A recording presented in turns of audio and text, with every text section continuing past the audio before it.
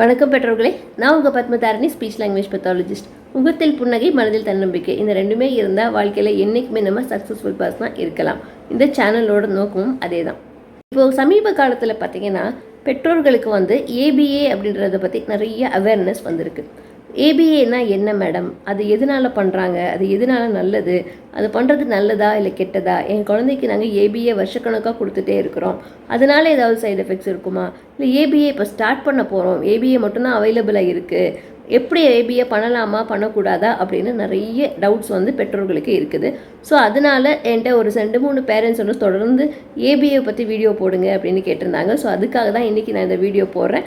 இது கண்டிப்பாக உங்கள் எல்லாருக்குமே ஹெல்ப்ஃபுல்லாக இருக்கும் அப்படின்னு நினச்சி தான் நான் இந்த வீடியோ போடுறேன். இதை மறக்காமல் மற்ற பேரண்ட்ஸுக்கும் நீங்கள் ஷேர் பண்ணுங்கள். இன்றைக்கி இந்த வீடியோஸில் பார்த்தீங்கன்னா ஏபிஏ அப்படின்னா என்ன அப்படின்றது ரொம்ப சிம்பிளாக உங்களுக்கு எக்ஸ்பிளைன் பண்ணிவிட்டு, அதுக்கப்புறம் அது பண்ணுறது நல்லதா கெட்டதா, அதனால் என்ன நடக்குது அப்படின்றத கிளியராக டிஸ்கிரைப் பண்ண போகிறேன். அதை எடுத்துக்கிறதும் எடுத்துக்கக்கூடாதுன்றதும் உங்கள் குழந்தைய பொறுத்து இருக்குது, உங்களோட மைண்ட் செட் பொறுத்து இருக்குது. ஸோ நான் வேணான்னு சொல்கிறதால நீங்கள் வேணாம் அப்படின்னு நிப்பாட்ட முடியாது. மேபி ஒரு குழந்தைக்கு பாசிட்டிவாக கூட நிறைய நடந்திருக்கலாம், சில குழந்தைகளுக்கு அது பிடிக்காமல் இருக்கலாம். ஸோ ஒவ்வொரு குழந்தைகளுக்கும் ஒவ்வொரு மாதிரி இது வேறுபடும். டோட்டலாக அகெயின்ஸ்ட் அப்படின்னு நான் சொல்ல விரும்பலை, டோட்டலாக இதை ஃபாலோ பண்ணுங்க அப்படின்னு நான் சொல்ல விரும்பலை. ஸோ இதில் என்ன அட்வான்டேஜஸ் இருக்குது, என்ன டிஸ்அட்வான்டேஜஸ் இருக்குது அப்படின்றத நம்ம இன்றைக்கி இந்த வீடியோவில் கொஞ்சம் டீட்டெயிலாக பார்த்துடலாம். ஸோ ஏபிஏ அப்படின்னா ஃபுல் ஃபார்ம் என்னென்னு பார்த்தீங்கன்னா அப்ளைட் பிஹேவியர் அனாலிசிஸ். ஸோ இதில் என்னென்னா மோஸ்ட்லி பிஹேவியர் ப்ராப்ளம்ஸ் இருக்கிற குழந்தைகளுக்கு பிஹேவியர் ப்ராப்ளம்ஸை குறைக்கிறதுக்கு சில ஐடியாஸ் இதில் அவங்க யூஸ் பண்ணுறாங்க. ஸோ இன்னொன்று அந்த குழந்தைக்கு ஒரு எதனால் அந்த பிஹேவியர் வருது அப்படின்னு ஐடென்டிஃபை பண்ணி, இந்த ட்ரிகரை ஐடென்டிஃபை பண்ணி அதை ஸ்டாப் பண்ணுறது. இன்னொன்று பாசிட்டிவ் ரெஸ்பான்ஸை என்கரேஜ் பண்ணுறது. நெகட்டிவ் ரெஸ்பான்ஸ் தப்பாக அந்த குழந்தை பண்ணுச்சு அப்படின்னாக்கா அதை நம்ம ஒன்று நெகட்டிவ் பனிஷ்மெண்ட்ஸ் கொடுக்கறது, இல்லை அப்படின்னாக்கா அதை இக்னோர் பண்ணுறது. ஸோ இந்த மாதிரி சின்ன சின்ன விஷயங்கள் அந்த ஏபிஏல ஃபாலோ பண்ணுவாங்க. ஒரு எக்ஸாம்பிள் சொல்கிறேன்னே, ஒரு 2 ஃப்ளாஷ் கார்ட்ஸ் வச்சுருக்காங்க. ஆப்பிள் இருக்குது, பால் இருக்குது. அந்த சைல்டு என்ன பண்ணணும்னு கேட்டிங்கன்னா, வேர் இஸ் அ பால் அப்படின்னு கேட்டால் அந்த குழந்தை பாலை டச் பண்ணி காமிக்கணும். வேர் இஸ் அ கேட் அப்படின்னு கேட்டால் கேட் எங்கே இருக்கோ அதை டச் பண்ணி காமிக்கணும். 2 இதில் ஒன்று சூஸ் பண்ணி அந்த குழந்தை டச் பண்ணி அந்த குழந்தை கம்யூனிகேஷன் கிடையாது, டச் பண்ணி சொல்லணும், அவ்வளோதான். ஸோ அந்த மாதிரி சின்ன சின்ன டாஸ்க் கொடுப்பாங்க. சப்போஸ் அந்த குழந்தை கேட் கிட்ட கரெக்டாக கேட் டச் பண்ணிட்டாங்க அப்படின்னாக்கா அந்த குழந்தைக்கு ஒரு பாசிட்டிவ் ரீஎன்ஃபோர்ஸ்மெண்ட், ஒரு சின்ன சாக்லேட்டோ சின்ன சிப்ஸோ குட்டி குட்டியாக கொடுப்பாங்க, சின்ன சின்ன ரிவார்டாக கொடுப்பாங்க. மொத்தமாக ஒரு பிஸ்கெட் பேக்கெட் எடுத்துருந்தா அப்படின்னு கொடுக்கறது கிடையாது. ஒரு பிஸ்கெட்டையே கொஞ்சம் கொஞ்சமாக பிச்சு வெரி குட் அப்படின்னு இந்த குழந்தைக்கு ரீஎன்ஃபோர்ஸ்மெண்ட் கொடுத்துட்டே வரலாம். இல்லைன்னா ஜஸ்ட் ஒரு பேட்டு, ஒரு டோக்கன்ஸு, அந்த மாதிரி அந்த குழந்தைய கொடுத்து என்கரேஜ் பண்ணுவாங்க. ஸோ பாசிட்டிவ் ரீஎன்ஃபோர்ஸ்மெண்ட்டுக்கு ரொம்ப இம்பார்ட்டன்ஸ் கொடுப்பாங்க. ஸோ இதில் எப்படின்னா அந்த குழந்தை கேட் கரெக்டாக தொட்டுச்சுன்னா பாசிட்டிவ் ரீஎன்ஃபோர்ஸ்மெண்ட். சப்போஸ் டாக் தொட்டுட்டாங்க, தப்பாக தொட்டுட்டாங்க அப்படின்னாக்கா முன்னாடி பார்த்திங்கன்னா நெகட்டிவ் பனிஷ்மெண்ட், ஏன்னா அந்த கொடுத்ததை வாங்கிடுவாங்க. சப்போஸ் ஒரு டோக்கன் கொடுத்தா அந்த டோக்கனை விட்ரா பண்ணிவிடுவாங்க. அதுக்கப்புறம் அந்த மாதிரி பண்ணுறப்போ அந்த குழந்தைக்கு ஓகே எடுத்துக்கிறாங்களே அப்படின்னு, இல்லைன்னா போ அப்படின்னு சொல்கிறது, நெகட்டிவாக ஏதாவது பேசுகிறது, அந்த மாதிரி. பட் இப்போது மாடர்ன் ஏபிஏல பார்த்தீங்கன்னா நெகட்டிவ் பனிஷ்மெண்ட்ஸ் கிடையாது, நெகட்டிவ் ரீஎன்ஃபோர்ஸ்மெண்ட்டும் கிடையாது. அதுக்கு பதிலாக தே ஜஸ்ட் இக்னோர் அப்படின்னு சொல்கிறாங்க. ஸோ அப்போ இக்னோர் பண்ணிட்டு அந்த குழந்தைக்கு தப்பு அப்படின்றது உணரணும். ஸோ பாசிட்டிவ் ரீஎன்ஃபோர்ஸ்மெண்ட்டு, நெகட்டிவ் ரீஎன்ஃபோர்ஸ்மெண்ட் மூலமாக அந்த குழந்தைய சரிப்படுத்துறது, அது ஒன்று பண்ணுறாங்க. இன்னொன்று பார்த்தீங்கன்னா ஏபிஏல அந்த குழந்தை இது பண்ணுன்னா பண்ணியே ஆகணும். அது முக்கியமாக ஒன்று இருக்குது. டச் பண்ணுன்னா டச் பண்ணியே ஆகணும். இதை செய் அப்படின்னா செஞ்சே ஆகணும். இதை தொடு அப்படின்னா தொட்டே ஆகணும். எடுத்து கொடுன்னா எடுத்து கொடுத்தே ஆகணும். ஒரு ட்ரைனிங் மெத்தடு. அந்த குழந்தைக்கு தெரியுதோ இல்லையோ அந்த குழந்தை அதை பண்ணி தான் ஆகணும். பண்ணலைன்னா கூட ப்ராம்ப்ட் பண்ணி அந்த குழந்தைய டச் பண்ண வச்சு வெரி குட் சொல்லுவாங்க. ஸோ அப்போ அந்த குழந்தை கண்டிப்பாக அந்த ட்ரைனிங்கை அந்த குழந்தை ஒபே பண்ணி தான் ஆகணும். அந்த ஒபே பண்ணுறப்போ என்ன ஆகுதுன்னா பேரண்ட்ஸுக்கு ஒரு சாட்டிஸ்ஃபேக்ஷன். ஓகே, என் குழந்தைக்கு இதெல்லாம் தெரியுது, டச் பண்ணுன்னா டச் பண்ணுறோம், எடுத்து கொடுனா எடுத்துக்கோ. வீட்டில் என்ன பண்ணுவாங்க, எனக்கு சாக்லேட் எடுத்துக்கொடு, எனக்கு இது எடுத்துக்கொடு அப்படின்னா அந்த குழந்தை எடுத்து கொடுக்கும். ஓகே, என் குழந்தை இதெல்லாம் கற்றுருச்சு அப்படின்னு நினச்சி சந்தோஷப்படுவாங்க. ஸோ அந்த ட்ரைனிங் மூலமாக இதெல்லாம் டெவலப் ஆகுது அந்த குழந்தைக்கு. அதே மாதிரி அந்த குழந்தைகளோட ட்ரெஸ்ஸிங் ஸ்கில்ஸு, அந்த குழந்தையோட செல்ஃப் ஹெல்ப் ஸ்கில்ஸு, அந்த குழந்தையா தலை சீவுறது, அந்த குழந்தையா ப்ரஷ் பண்ணுறது, அந்த மாதிரி பேசிக் செல்ஃப் கேர் ஸ்கில்ஸ் கூட ஏபிஏல சொல்லி தருவாங்க. ஸோ அதுவும் ட்ரைனிங் மெத்தடில் தான் நடக்கும். இது பண்ணுன்னா அந்த குழந்தை பண்ணியே ஆகணும். அதாவது நீ என்னைய மாதிரி இருக்கணும் அப்படின்ற மாதிரி, நான் பண்ணுற மாதிரி நீ பண்ணு, இது பண்ணியே ஆகணும் அப்படின்ற மாதிரி கொஞ்சம் ஃபோர்ஸ் பண்ணுறது இந்த இடத்துல நடக்கும். இன்னொன்று ஸ்டிம்மிங்லாம் பண்ணுறப்போ அது பண்ணக்கூடாது அப்படின்னு தடுக்கிறது ஒரு ஏபிஏல ஒன்று இருக்குது. ஸ்டிம்மிங் பண்ணால் அது வந்து நம்ம நேச்சுரலாக சொல்லிக் கொடுக்குறப்போ stimming it's a part of learning, it's okay, அது ஓவர்வெல்மிங் ஆனால் வருது அப்படின்றது நமக்கு தெரியும். பட் ஏபிஏ பொறுத்த வரைக்கும் ஸ்டிம்மிங் வந்து இட்ஸ் அ நெகட்டிவ் பிஹேவியர். அது இக்னோர் பண்ணுறது இல்லை அதை ஸ்டாப் பண்ணுறது அந்த மாதிரி நிறைய பண்ணுவாங்க. ஸோ நெகட்டிவ் ரீஎன்ஃபோர்ஸ்மெண்ட் கொடுத்து நோ அப்படின்னு சொல்லி அதை கண்ட்ரோல் பண்ணி வைக்கிறது, அந்த மாதிரி ஸ்டிம்மிங் பண்ணுறப்போ இதெல்லாம் நடக்கும். ஸோ இதில் என்னன்னாக்கா நீ நியூரோடிப்பிக்கலாக நீ இருக்கணும் அப்படின்ற மாதிரி ட்ரெயின் அப் பண்ணுறது அந்த குழந்தைய. நீ எல்லாரும் மாதிரியும் மாற முடியாது இல்லையா? ஸோ இந்த இதில் என்ன பார்த்தீங்கன்னா இப்போது நீ நார்மலாக மாறணும், அந்த தான் டார்கெட்டு. ஆட்டிசம்லேருந்து நார்மலுக்கு மாறணும். ஸோ நார்மல் குழந்தைங்க எப்படி இருப்பாங்களோ அந்த மாதிரி இருக்கிறதுக்கு ட்ரைனிங் கொடுக்கறது ஏபிஏல. ஸோ ஏபிஏல பார்த்தீங்கன்னா ஜென்ரலாக இதுதான் நடக்குது. ஸோ உங்களுக்கு ஒரு ஓவரால் ஐடியா கிடச்சிருக்கும்னு நினைக்கிறேன்.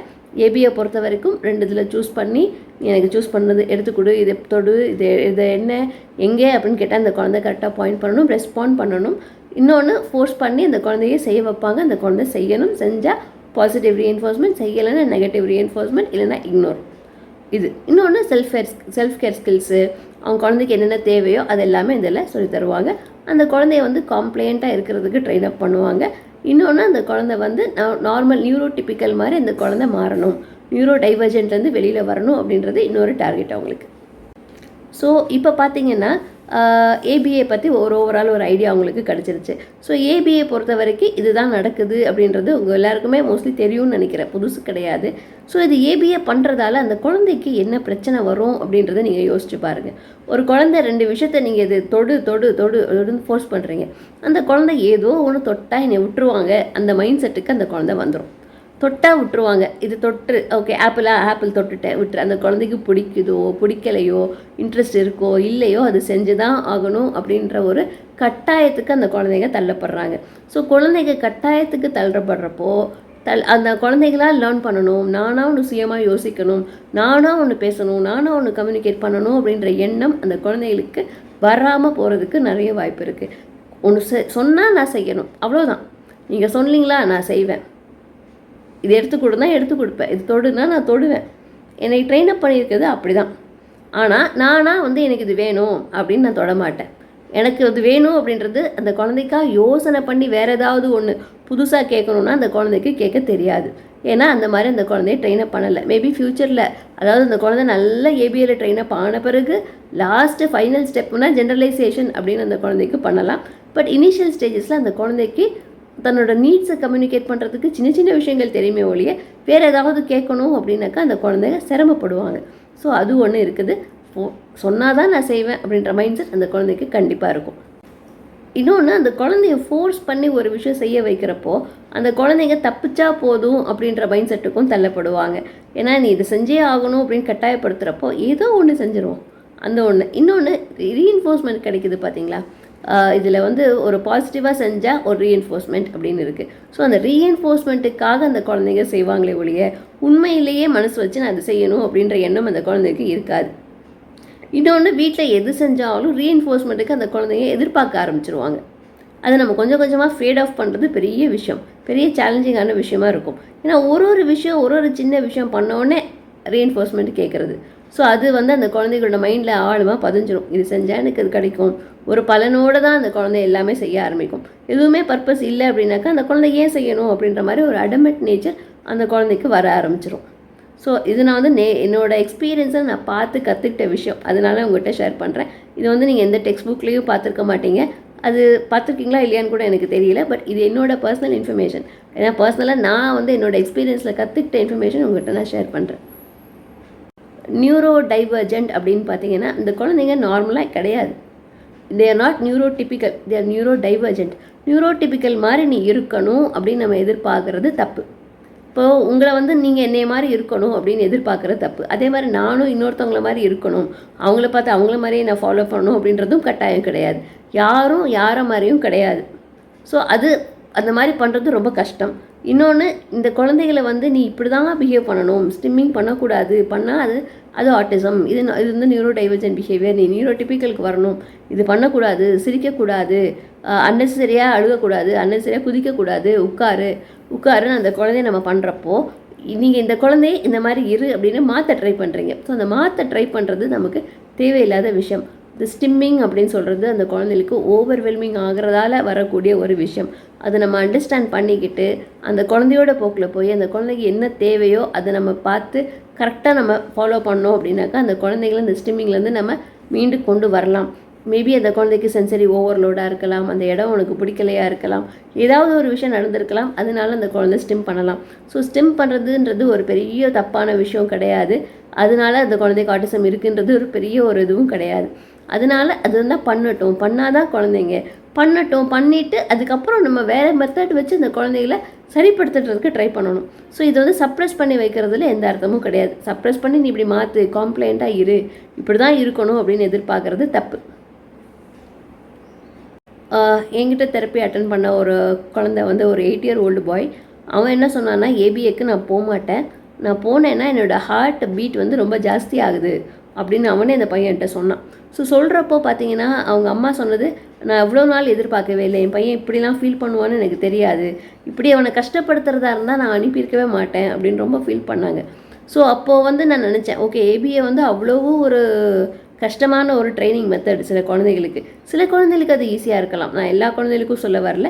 சில குழந்தைகளுக்கு அது ரொம்ப ஈஸியாக ரொம்ப அசால்ட்டாக பண்ணிகிட்டே இருப்பாங்க.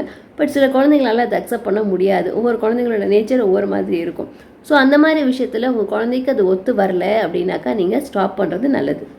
ஓகே, இப்போ ஏபிஏ வந்து சரியாக ஒர்க் அவுட் ஆகலை அப்படின்னு நீங்கள் எப்படி கண்டுபிடிக்கிறதுன்னு பார்த்தீங்கன்னா, அந்த குழந்தை போகிறப்போவே எனக்கு வேண்டாம், ஏபிஏ செஷன் வேண்டாம், எனக்கு பிடிக்கல அப்படின்னு அந்த குழந்தை ரொம்ப அழுகிறது, போயிட்டு வந்து அந்த குழந்தை ஹாப்பியாகவே இல்லை, ஏதோ ஒரு ஸ்ட்ரெஸ் இருக்குது அந்த குழந்தைக்கு, அது ஏதோ ஒரு கஷ்டப்படுறாங்க, அங்கே போய் ஃபோர்ஸ் பண்ணுறாங்க, இந்த மாதிரி உங்களுக்கு தோணுச்சு அப்படின்னாக்கா அந்த குழந்தைய நீங்கள் ஏபிஏக்கு அனுப்பாமல் இருக்கிறது நல்லது.